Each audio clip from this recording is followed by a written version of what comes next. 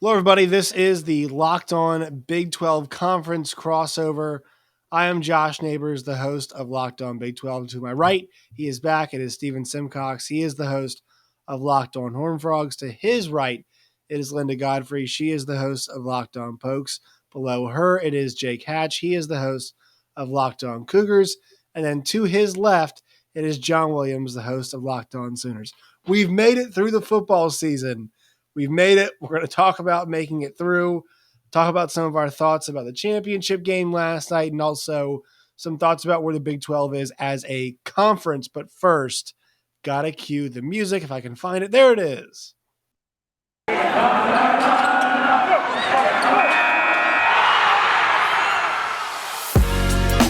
are Locked On Big 12. Your daily podcast on the Big 12 Conference, part of the Locked On Podcast Network. Your team every day. All right, so once again, we've made it through the football season, and this is not me complaining at all. I just think generally my first thought was like, this was one of the more exhausting college football seasons I can remember. Now, it was rewarding. I will say the fourth quarter last night was very entertaining between Georgia and Alabama. Stetson Bennett with the YOLO Aaron Rodgers free play ball was fantastic. Georgia got a, once again, much deserved national championship. But I will say, like, that's kind of the feeling is like with everything that happened, right? We had NIL, which was positive. We had the transfer portal, which was positive in some respects. We had the coaches getting fired early because of early signing day, which was kind of an unintended consequence. Steven, right there, yeah, was an interesting wrinkle that I don't think we all expected. Tons of playoff expansion talk that kind of ended the conversation with the playoff committee this week that sounded like it was not that productive, and we're kind of stuck. So once again, I enjoyed the season. I had a lot of fun, and I'm not complaining about covering college football. It was a really fun time. But just kind of looking back, Steven, I'll go to you first. Like, how do you feel? How do you feel about the football season that we just watched in college? I mean, I feel pretty good. I think it was interesting to see Georgia finally get over the hump. That was nice. I feel like that was a good wrinkle. It was still two SEC teams, which I know is grating for a lot of folks. It was an exhausting season in a lot of ways. It felt like going into the year, and this is not just specific to college football. I think this is more the nation as a whole. We had sort of gotten past the COVID crisis, and that was in the rearview mirror, and obviously that's not the case. It's still very much present. It's still very much something that is affecting sports as well as general life. And there was just a lot of changes that happened, and I think unintended consequences that came with it, whether it be the transfer portal and more autonomy for players, which is a good thing. I think we can all agree it is. But there are a lot of wrinkles that come with that, or NIL and trying to regulate and figure out what that means and how to come up with some sort of, balance in college football. But I think ultimately it's all about perspective. Like if you are someone who really hones in and focuses on the playoff and the national title, then you're probably still really disappointed that there's not more parity, that there's not more teams that are in the hunt, even though we did see Cincinnati break through and we saw Georgia win it all. But if you just look at it as a crazy sport where there's a lot of different things that can happen, and there's a number of different barometers for success for specific programs, I think that's where the charm of college football is. And I hope we don't lose that in sort of the professionalism of the sport. But definitely a long, grueling season for everybody. And as we were talking about off air, Josh, it just feels like it continues. Right. Yes. We're the day after the national title game. I mean, in my case, TCU hasn't been playing for a month, and it still feels like I can't really talk much basketball because every day there's somebody entering the portal or somebody who's signing with the team. There's just news constantly, which is probably good overall, but it makes for weird rhythms in the sports calendar. Yes. Linda, I'll go to you on this. Do you think that media types such as ourselves and kind of the bigger media types that we hear a lot, do you think some of their complaining kind of made it feel like there was a whole lot of hand-wringing about the portal and about NIL? And ultimately, in my opinion, it was kind of, at least NIL stuff was a whole lot to do about nothing. just in my opinion, I think it's it was just making public a lot of the stuff that we already knew was happening in college football. Do you feel like media types kind of complaining about this stuff made the Made season it worse. made it Yeah, worse? yeah. Or were you one of those people who were able to compartmentalize it and kind of enjoy the season and just go, you shut up, you guys, it's fine. I mean, it was a great season. It ended with a fantastic game. I felt very similar to how the NFL ended with the Raiders Chargers game, just both like a very solid reminder of why I love the sport of football so much. But it was especially from the end of regular season through bowl games with all the coaching changes that happened, and in the Big 12 circuit with Lincoln Riley and the bomb that he dropped. It's been every day something like huge that you have to cover. It's been exhausting. It's like the end of a run where you're like, you have to kind of sprint through it. But I don't know. I'm not a runner. I don't think you're supposed to sprint at the end, but that's what it felt like we were doing. It just every day was like another hit and another wave in a tidal wave of off-season college football. So it was worth it, but it was exhausting. John, And they did make it worse, by the way. They did definitely make it worse. John, did you this year feel like you were the runner who was on the run, who was like, you know what, I'm going to sprint this last 100 yards, and you looked up and you're like, I'm a mile and a half from home? What the hell, man? Like, it must have felt like that was you this year. You're like, there's still this much more, shit, for lack of a better term, that I have to talk about with this season. So I'm going to ask that part first. Part two, because you had a lot of stuff going on. Give us something positive from this year. Make us feel good. So go ahead, John. I'll give you the floor here. Well, yeah, I'll say Cincinnati actually getting a shot in the college football playoff. I think that is great for college football. Just giving them an opportunity. Yes, they got beat by multiple scores by an Alabama team that was really, really good. But just getting them into the playoff, I think that is a big step for college football. Other positive things, I mean, I feel like this year, the fact that the Heisman race wasn't like locked up by November was kind of cool. Like you saw names like Aiden Hutchinson being thrown in there, Will Anderson. Like it got to the point where people were wondering, should a running back win it? Should a wide receiver win it? Ultimately, Bryce Young had the nice final couple games of the season to really solidify himself as the Heisman winner. But I thought that was a really fascinating aspect of the college football season. When Spencer Rattler kind of fell by the wayside and then Caleb Williams had his dud against Baylor, it kind of took them out of the running. Then it just kind of really opened it up for all kinds of possibilities. It was a really fascinating year, especially, as far as Big 12 play is concerned, because Oklahoma, Iowa State were the two teams that were supposed to be in the Big 12 title game. Neither one of them made it. Iowa State had a disappointing year after being a preseason top 10. Oklahoma, obviously the same. And it was neat to see, as much as I was disappointed in Oklahoma's season, it was really cool to see Baylor's turnaround happen as quickly as it did under Dave Aranda. Jay, how are you feeling now? We're 1 day removed from the season. Like, give this a rating out of 10. What would you give the college football season? Considering BYU now a member of the Big 12 conference, you got to give it a pretty good. You got to give it a pretty good rating. Yeah. That's the one thing. If you're out here a BYU fan, you're just ecstatic to be a member of the Power Five. And I thought it was a fun season. I thought there was a lot of chaos. COVID obviously wreaked havoc in some ways with it, but I'm with John. It was fun to have the Heisman Trophy actually kind of be a mystery up until the final weeks of the season. In many ways, this felt like a little bit of a throwback to a previous era of college football versus what we've kind of been used to the last, I'd say, decade or so, where it seems like you already can, about mid-season, you know who the number one team is, you know who the favorite is going to win the national championship, you know who that Heisman Trophy favorite is going to be. It was just nice to have some, I guess, questions about what was happening with the sport overall. Right. I mean, I know we always complain about Alabama, but Alabama did throw a wrench into that with their win over Georgia. You kind of have to shout that out, right? I mean, it did make us question, all right, how good are they? How good is Alabama? Is that one-off? And we will have to give them that. All right. So I've got a point I want to run by you guys. First, quick word from our sponsors here. Today's show is brought to you all by Built Bar. Go to built.com today. That is built.com. You guys can check out all of the Built Bars that they've got there. Wow, John, product placement. There we go.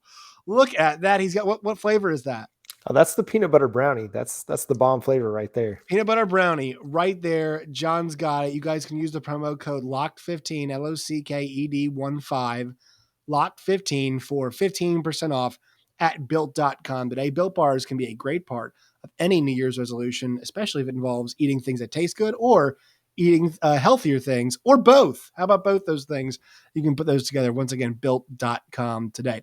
Also, our show is brought to you by Get Upside, new app that allows you guys to save at the pump. We all know in this economy, you definitely want to be saving at the pump. All right. We're blaming Joe Biden for the high gas price. Just kidding. That's not what we're doing here. We're saving money on gas with Get Upside. You guys can download the app today. Use the promo code SCORE, SCORE, SCORE. Well, SCORE score. We can spell at the University of Missouri. They taught us that. Once again, promo code SCORE, and that'll allow you guys to get up to 50 cents off the first time at the pump, up to 25 cents off other times you guys go to the pump. Once again, Get Upside, promo code SCORE. Oh, that was a rough one for me, folks. All right. So I want to make this point to you all. We talked about playoff expansion recently, and just thinking about, the gap, right? There is a gap between other conferences pretty clearly.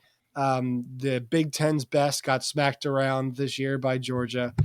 Cincinnati put up a decent fight. I mean, they put up fights that we've seen pretty comparable to other teams who have come. I'd say that their performance kind of reminded me actually of Notre Dame's last year. Respectable. Was it competitive? No. Respectable. Very much so. So talking about bridging the gap, right? To me, that was a big reason why we talked about college football playoff expansion. Just it starts bridging the gap with having more teams in the playoff. And my colleague at SiriusXM, Gabe Eichert, made this point. Did we all enjoy the Raiders and Chargers game the other night? For those of us who were awake for it, I'm not going to knock anybody for not being awake. But do we all enjoy it? Yes. Yeah, Does anybody I'm going to knock on you if you were sleeping, by the way. Yes, not going to do it. Also, the last ride took forever. Does anybody here believe either of those teams had a chance to win the Super Bowl? No. I'm going to go with no. Chargers, maybe an outside shot. But, I mean, the Raiders, it feels like, after watching the Raiders play the Chiefs twice this year, oh, good Lord. I don't think that was going to be the case. And the Chargers down the stretch were leaking a little bit of oil there towards the end. But here's the thing. Did it make it any less exciting or enjoyable? No, it didn't. So apply the same logic to a 7 versus 10 or whatever the numbers would end up being, for a 5-12, for a 6-11, a 7-10, an 8-9. Will the 7 or the 10 probably win the championship? No. Would it make a dramatic overtime shootout more exciting where Matt Corral is going up and trying to score against, let's just say, Oklahoma State's defense? No, it'd make it exciting in my opinion. So I thought, as great as last night was, I want to see the two best teams. We can have the expansion, get the same result, and still enjoy everything in between. Steven, am I crazy here for thinking this radical idea? No, you're not. I mean, how awesome would it have been if Ohio State Utah was a playoff game, right? Like, I know there was a lot of opt-outs there. Like, Jake was following that game really closely. But even with the opt-outs, you had a coming out party for Jackson Smith-Njigba, the Rockwall, Texas product. He's an absolute stud. You had Utah scoring like crazy as well. It was a great football game, and it would have been even cooler if there were more stakes. Like, are we still going to get to the ultimate conclusion, which is probably the evil empire, Alabama playing for a title against, plug-in other team, and there's a decent chance Bama's going to win even though it didn't happen this year? Yes, but we're talking about having more football, more meaningful football, and I feel like it would be a good balance of, when we talk about opt-outs during bowl season, a lot of that's happening in some of these upper-tier bowl games. Like, you have a weird gap between – like 6-6 Power 5 and Group of 5 teams that are playing one more game. Most of those young men are going to play. It's an exhibition. It's, something you have on in the background during Christmas festivities, so you don't have to talk to your girl, your sister's weird boyfriend or whatever. Like, it's just programming for ESPN. And then you have the middle, which is these other bowl games that aren't the playoff, but they're, Power 5 teams that had good seasons or maybe had seasons under their expectations. Well, you have more opt-outs than that. So if you made some of those playoff games, you give more incentive for those guys to play and just figure it out. Like, I don't understand the NCAA college football. All their decision-making boils down to, is this going to make me more money? Like, that's really usually what it comes down to. So I think this is a way to make more money. So it seems like a no-brainer. Just find out a way to do it. If it means you have to eliminate games against FCS schools, and I know that, those schools need those paycheck games, but maybe you turn those into preseason exhibitions. Like, there's ways around some of these problems.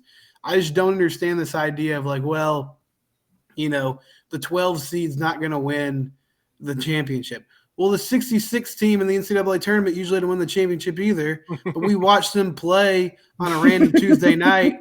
We're looking there. We're like, oh, no, I don't get True TV. I didn't know I didn't have True TV. Now I got to find True TV. I got to see if my brother-in-law has a login to True TV because I want to watch St. Mary's face Monmouth and see some post player, miss a bunch of baby hooks. Like, we're going to watch these games. So give it to me.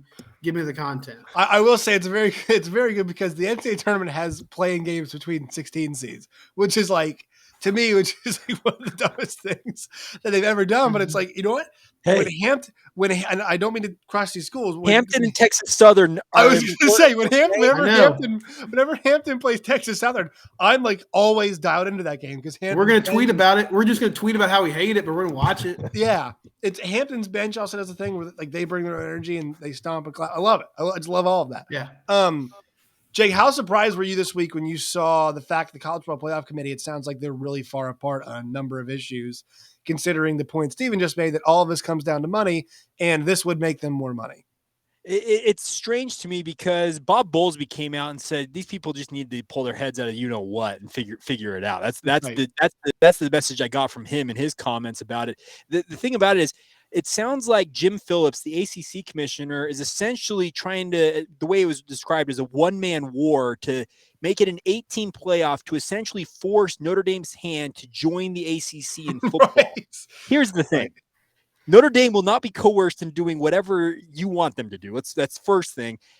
And just figure it out. The ACC is like the Pac-12. I live in Pac-12 country out here. And obviously it's Big 12 country. It's going to be split because Utah and BYU are 40 miles apart. But the Pac-12 and the ACC are at a disadvantage right now. They need a 12-team playoff. They need to get themselves opportunities to get into that field because annually these two conferences just beat the crap out of each other, and they have a team that wins the conference that's 9-3 and 10-2.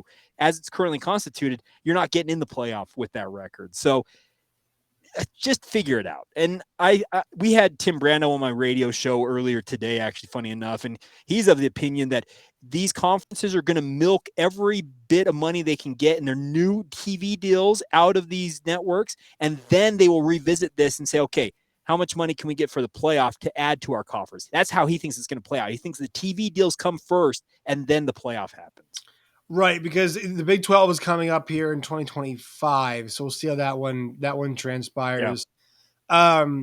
John, your thoughts on Greg Sankey is just like, look, we love 12. We don't need it. We're like, we get to it every single year. Like, we don't really, we're just kind of here for the party. Like, if you want to do 12, we'll do 12. You guys want to stick with 4? I mean, look at our championship game we got right now. Like, we'll keep the 4 thing going too. So your thoughts on old Uncle Sankey, who is, I mean, ostensibly the most powerful person in the room, yet like the one who's like, look, what are we doing here, folks? Yeah, I think he's got a great point. What is the SEC? I mean, the thing they have to gain from an expanded playoff is a third team in the playoff. Right. I mean, there are some years where they're going to have 3, maybe 4 of the top 12. And now you have the automatic bids that kind of go into play in there, but there's a good chance that they'll get 3 teams in a lot of years. And so, I mean, he does have that to benefit from, but yeah, I mean, the SEC is going to be fine. Alabama is going to be fine. Georgia is going to continue to be a contender. I think what they did in the national championship game is just going to continue to further their ability to land big time recruits to compete with Alabama and continue to contend. And so, I mean, the SEC's got a great point. I think, like Jake said, I mean, it's up to the other schools that want to be in the playoff and have more meaningful football games like Steven talked about. it's up to them to like make sure this happens and get it figured out, because the SEC is not going to lose out on this. They're going to be fine. It's the rest of the conferences that, the Big 12 that sat out of the playoff, the ACC, the Pac-12. I mean, 3 of the Power 5 were not part of the playoff this year, and a lot of it's due to the parity in the conferences. But that's also because there's just 4 teams that get in. And if you're going to have the leagues that you have, and you're proud of your parity, if you're Bob Bowlesby, you enjoy the fact that your teams do play each other difficultly, and it's not easy to win a Big 12 championship. And so, but you got to figure out a way to get your guys to the dance and get them in the playoff. The other thing I would like to say is, like, I wasn't watching that Chargers Raiders game until like midway through the fourth quarter. But because I'm following it on social media, I'm like, okay, I got to go watch this football game. Right. 2 9-7 teams that the whole sports world cared about. The regular season continued to matter, even though they were 9-7 teams. And I also think back to the Giants teams that won the Super Bowl. Mm-hmm. I don't think going into the playoff, anybody thought that those teams were going to win the Super Bowl, especially when they went up against the undefeated Patriots in the Super Bowl. But they did it. And so you give teams an opportunity to get hot, like we talked about last week, by condensing the schedule a little bit, not giving teams a month off. What would Cincinnati have been able to do if they didn't have a month off? Because their offense, a lot of it is based on timing and spacing and speed. You take a month off, and that disrupts all of that. In a month for the best coach in the sport to prepare for it too. Exactly. And so, like, if you don't have all of those elements at play, does it give some of these lesser teams an opportunity to knock off a higher ranked team? Possibly. Yeah. And that's the thing we love about March Madness, is there's always the possibility of an upset. Yeah, I'm with you on that. And to your point, March Madness, like, you oftentimes have at most 4 days to prepare for. And I'm not saying there should be 4 days from football, but 4 days to prepare for a team. And then also you got a day off, right, for your next game. You get 1 day off after playing a tournament game, and you got your next opponent going there. Linda, this kind of conversation about 12-team playoff. 3 Big 12 teams finish in the AP top 10 to end the year. So, thinking about, at this point in time, like, the Big 12 would have an argument for at least 2 teams to get in the dance, maybe a third, this season. And 12 sounds good to all of us here, I think, for those reasons, right? Yeah, absolutely. I think any expansion is good expansion. And to Steven's point about, like, players not opting out because there's kind of more at stake, then we don't have to hear the commentators talking about players opting out or not opting out, which would be nice. I think that would benefit everybody as well. I just don't see anything wrong with expanding it, except for that they made the decision however many years ago that it was going to be 4 teams, and now they have to go, maybe it was a bad idea and we should revisit it. And, like, that doesn't seem like an NCAA kind of thing to do. So it's like a pride thing. Yeah. I also want to mention on the Notre Dame point that was brought up, Jack Swarbrick has already said, right, he was just fine with not having an automatic bid. I think that was kind of the way he expressed it last time around. So, that is one thing. Like, look, I'm not a Notre Dame guy, to be totally honest, but if they're willing to be like, look, we don't want an automatic bid, now they'll probably they usually get one just with their things work out for them. But, like, look, okay, it's fine. It's cool with me. Like, I will co-sign with that if they don't want to. Yeah, go ahead, Jake. Well, to that point, Swarbrick was part of the committee that made the original proposal for this 12-team deal, and he signed off on it. He said, we're okay. We as Notre Dame, we are okay not being among those automatic bids because we aren't tied to a conference. So he signed off on it. What's the holdup here? Right. Something I want to mention also too, the opt-out point, because it's been something we talked about a lot. The Jamison Williams injury last night sucked to see. It does bring up an interesting point where, like, bailing on your team to play for a title, like playing for a title, is not something we want to see happen. But there's a chance he cost himself some form of 7 figures last night. Blowing the ACL out like less than 4 months before the draft. If you're a GM, so let's just say, like, you're a team that's going to be drafting a wide receiver, and I think the Cowboys maybe a year or so ago, a good example, or a couple years ago, whenever they drafted CeeDee Lamb, good example here. And you're trying to get a receiver that can play now and help you win now, and you're kind of in that 15, whatever range you want to pick. Like, do you take the Garrett Wilson? Do you take the Jamison Williams? does Jameson Williams now become an example? Now, I will say to kind of a player like that's credit. Jalen Waddle's an example of somebody who was hurt, was fine before the draft, if I remember correctly, and then was good. It was good to go and has done really well in the NFL. But anybody have any thoughts on that? And maybe is Jameson Williams' injury last night a harbinger of things to come? Or of kids maybe making a choice? Anybody have any? Linda, I'll go to you. I know you're a draft person, NFL person. Well, yeah. I mean, obviously injuries and past decisions and all kinds of insane shit always comes to light during draft season. Like it gets weird. Everybody thinks they know what teams are going to do. You never know. I don't think I could ever like harp on a kid for choosing to opt out, regardless of what the game, like the stakes of the game are. I just think a lot more of those young men would stay in for the idea of winning a national championship. I don't think it'll be some, it's sad. It's awful what happened to him as soon as the injury occurred. It was, I follow a lot of physical therapists and doctors on Twitter that tweet about injuries and what they see from video.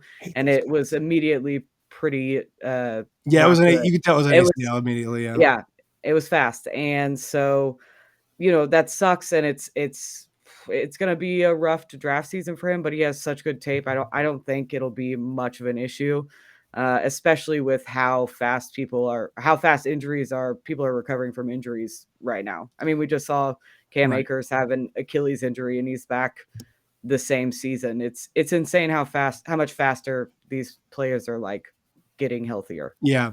I think to your point, like if a kid ever wanted to opt out, though, they'd be like, "Do you guys see Jameson Williams' knee? Like, yeah, I'm not going to take that chance." This is non-contact too. Anybody else on this before we move on? Yeah, I'll just say I think the difference being, and we kind of talked about it, I think last week, and Linda touched on it, is the idea of playing for a national championship is going to hold a lot of water for players, and it would ring out to front office people and coaches as well if a kid decided to opt out of playing for a championship.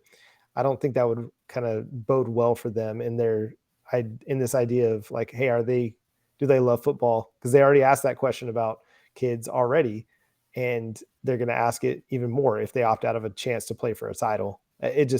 I don't think that that's the slope that we're headed down, but it will lead to more of the kind of the exhibition bowl game opt-outs, I think. Yeah, I think it's a very good point. All right, one more word from our sponsors here before we get some final thoughts. Our show is brought to you all by NetSuite from Oracle. Over 28,000 businesses have made the change to NetSuite, and your small business can do the same today. If you go to netsuite.com/locked, that's netsuite.com/LOCKED locked. You guys, they have a new financing package today. If you go there, your small business can switch over. It's the #1 cloud financial system to power your growth with visibility and control of your financials, inventory, HR, planning, budgeting, and more. NetSuite is everything you need to grow all in one place. Once again, netsuite.com/locked, LOCKED. All right, folks. So kind of winding down here. And I already asked for some positivity in terms of things. I'll ask for it once again here. So does anybody want to just give a fun moment, something they enjoyed from this season? So first of all, plug your stuff and where people can find the show, and just a fun thought, something you enjoyed, something that made you smile this year. It can be anywhere in college football. So Steven, I'll go to you first. Where can people find you and your work, and also give us something fun? Yeah, you can find me on Twitter at SimcockSteven. The show is at Locked On TCU. Man, that's tough. There were a lot of good stories. I was fascinated last night by the Stetson Bennett narrative. I'm really happy for him. I think he's, he made some throws when he had to, and it is an amazing story. Like, fan of the team, walk on, came back, won the starting job. But I'm also sort of like, that was like the Georgia defense that got that done last night. Do you think Kirby had one finger on the eject button? I mean, he had to after that first half. Oh, yeah. I mean, yes, that's my point. Like, they were calling for JT Daniels in the first half of that game. And he made it happen when he had to. And I think he's going to be the best used car salesman in Athens, Georgia for a long time. But I don't know if my man should have gotten the MVP. But hey, you enjoy it. It's a cool story. That Georgia team was a lot of fun. And I'm happy for Kirby Smart. He seems like a cool dude. And yeah, that's one of the many great stories from this year. I'll also briefly say I really enjoyed UTSA, the run they went on with Jeff Traylor this season. That was a lot of fun. Unfortunately, couldn't go undefeated throughout the entire year, but that was a cool story in college football as well. Did you plug your stuff too? I forgot if you did or not. I did, yeah. Okay, cool. The podcast is Locked On Horned Frogs. You can find it, anywhere you get your pods. Cool. Linda. I'm going to plug at the end because that feels more like the direction I should go. But listen, I did not think Oklahoma State would go on the run that they did this season. My hopes were not near as high as they were at the end of the season. I am still thinking about how we didn't win the Big 12 championship. This is supposed to be a positivity corner, but it like every night I just lay in bed and think about the 6 tries from the 1 yard line and not being able to get in the end zone. But as a whole, like if I stand back and think about, I talked about the Cowboys before the season started, we surpassed like every expectation I set.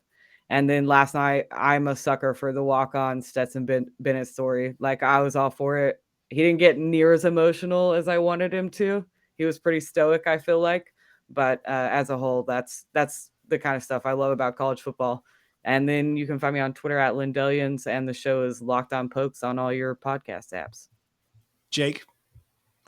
All right, I'm going to follow kind of Linda's lead on this.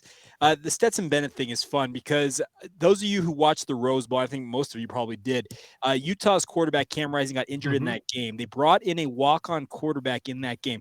Not many people probably know this. He is from a 1A high school here in the state of Utah. It is the smallest high school in the state that plays 11-man football. It is a tiny place. It's an outpost, and he comes in and tosses a touchdown pass in the Rose Bowl, stuff like that. Stetson Bennett, hats off to you. On the BYU front, I already talked about the fact that Cougars making the Big 12. That's the big story, the fact that they have made it to the big time. Other thing, Tyler Algier, he goes out and breaks Luke Staley's single-season rushing mark at BYU. It's 20 years old. That record had been set in 2001. Staley won the Doak Walker Award when he ran for 1,500-plus yards in 2001.